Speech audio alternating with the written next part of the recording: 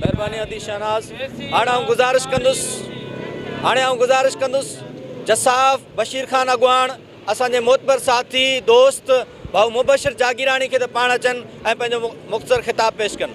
अदा मुबशिर जागीरानी। जंहिंसां बि थियो, जंहिं वक़्तु थियो, जंहिं जाइ थियो, सो मूंसां ज़ुल्म थियो आहे।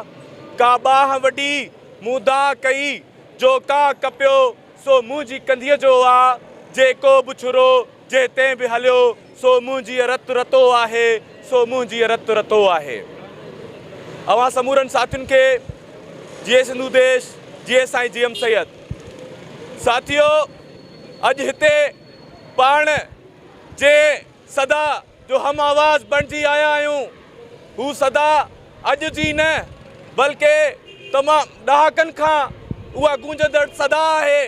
उहा हिकु जंग आहे, उहा हिकु जदोजहद आहे, जंहिंजे तवील सफ़र जा साथी हिन रियासत जे अंदरि रहंदड़ वसंदड़ मज़लूम क़ौमुनि जा जेको आहे सो फ़र्द, उतां जूं औरतूं, उतां जा ॿार ॿुढा कंदा रहिया आहिनि।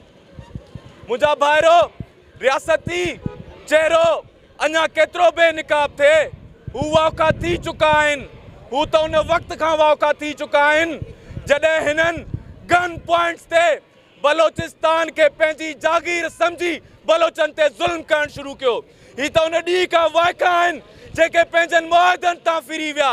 ही त उन वक़्त खां वाइका आहिनि जॾहिं हिननि क़ुरान ॾेई करे बलोच अॻुवाणनि खे पहाड़नि तां लाथो, पर नतीजनि ही बेबुनियाद माण्हू, ही ढोंग जेको रचाए करे असांजे माण्हुनि खे वर्गलाए, न सिर्फ़ उन्हनि जी रस्ता रोक कई, पर अॼु तव्हां ॾिठो त बलोचिस्तान जी नियाणियुनि ते, उतां जे मासूम नौजवाननि ते, बुज़ुर्गनि ते हिन रियासत जे अंदरि दारुल ख़िलाफ़ा इस्लामाबाद में डॉक्टर मारुंग ऐं संदसि काफ़िले ते तशद्दुद कयो वियो।